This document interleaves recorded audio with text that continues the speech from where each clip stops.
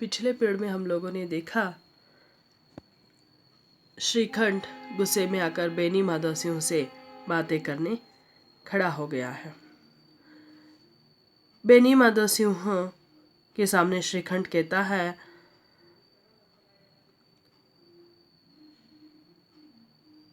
मैं अब इस घर में नहीं रह सकता। बेटे की ये बात सुनकर पिता कहते हैं, तुम्हारी बुद्धि को क्या हो गया है? स्त्री की बातें सुनकर तुम ये सब कह रहे हो? घर का नाश कर रहे हो? तो श्रीखंड कहते हैं, इतना मैं भी ना जानता हूँ, आपके आशीर्वाद से मैं इतना मूर्ख नहीं हूँ, कहते हैं। यानी पत्नी के बातों में आकर मैं ये सब नहीं करता, कहता है श्रीखंड। तो यहाँ स्त्री की मान प्रतिष्ठा के बारे में अगर ईश्वर के सामने मैं जब जाऊंगा तो स्त्री के संबंध मुझे वो प्रश्न पूछेंगे तो उत्तरदायी मैं हूँ। यानी इसका तात्पर्य है, जब मेरी मृत्यु होगी, मैं ईश्वर के सामने खड़ा होता हूँ तो ईश्वर मुझसे कुछ प्रश्न पूछेंगे। तुम्हारी स्त्री के ऊपर इतना अन्याय हो रहा था, तुम क्या कर रहे थे? तो मुझे जवाब देना पड़ता है भगवान को तब। इसलिए मैं ये अन्याय नहीं सहूँगा, कहता है। ये पशुवत व्यवहार जो है, यानी पशु के समान जिस तरह लाल बिहारी ने व्यवहार किया है, ये मैं कभी सह नहीं सकता। तो लाल बिहारी को मैं दंड नहीं दे रहा हूँ, इतना ही काफ़ी है, कहते हैं। तो बेनी माधव सिंह भी थोड़ा गुस्से में आते हैं और कहते हैं, लाल बिहारी तुम्हारा भाई है, उससे कुछ भूल हो गई होगी, तुम उसे दंड दे सकते हो। इस तरह की बातें कह रहे थे बेनी माधव सिंह। बीच में ही श्रीखंड काट कर कहता है, वो लाल बिहारी मेरा भाई ही नहीं है। तो बेनी माधव सिंह कहते हैं, एक स्त्री के पीछे, यानी स्त्री की बातों में आकर ये सब कह रहे हो? तो श्रीखंड कहता है, जी नहीं, एक क्रूरता है, ये जो है अविवेक है लाल बिहारी का, जो इस तरह वो व्यवहार कर रहा है। तो दोनों के बीच बहुत कुछ बहस होती है।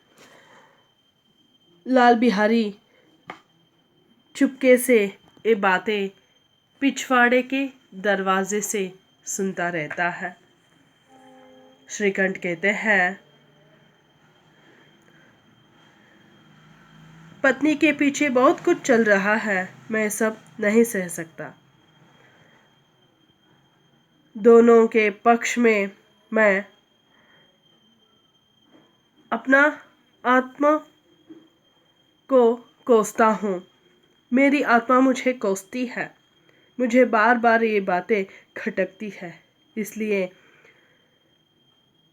मुझे ये नहीं हो सकता, कहता है। लेकिन यहाँ श्रीकंठ के बारे में बहुत सारे लोग, गांव के लोग बहुत कुछ कह रहे थे। श्रीकंठ पढ़ा लिखा व्यक्ति है, लेकिन वो अपने बाप से दबता है, वो दब्बू है। कुछ लोग कहते थे, ये पढ़ा लिखा व्यक्ति है, घर की हर मामले में बेनी माधव सिंह इसकी बातें मानते हैं। तो इस तरह बातें, चर्चाएं पूरे गांव भर में होती रहती थी। तो यहाँ लोगों को पता चल गया। कुछ लोग हुक्का पीने के बहाने, कुछ लोग रसीद दिखाने के बहाने आकर उनके घर के सामने बैठ गए। तो बेनी माधव सिंह गांव के लोगों की बात समझ गए। वो ज़्यादा कुछ नहीं कहे, क्योंकि ताली बजाने वालों के लिए वो वो अवसर नहीं देना चाहते थे। इसलिए उन्होंने कहा, बेटा मैं तुमसे बाहर नहीं हूँ, तुम्हारा जो जी चाहे करो, अब तो लड़के से अपराध हो ही गया है, कहते हैं। तो यहाँ ये जो पढ़ा लिखा व्यक्ति है, इलाहाबाद में नौकरी करता है, ये क्या जाने, ये बात ख़त्म करने की चाह रहे हैं क्योंकि लोग वहाँ इकट्ठा हो रहे हैं इनकी घर के झगड़े सुनने के लिए, मज़ा लेने के लिए। लेकिन ये बात नहीं जान रहा है श्रीखंड। फिर वही बहस कर रहा है क्योंकि वो डिबेट करने में बहुत माहिर था कहा जाता है, इसलिए वो बहस करने लगता है। बात तो पलट गई थी, लेकिन फिर भी श्रीखंड कहा, लाल बिहारी के साथ अब इस घर में मैं नहीं रह सकता। बेनी माधव सिंह कहते हैं, बुद्धिमान लोग मूर्खों की तरह बात नहीं करते। बहस फिर चली।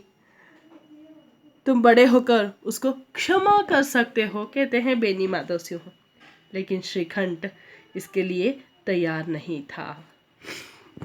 तो यहाँ श्रीखंड कहते हैं, दुष्टता को मैं कदापि नहीं सह सकता।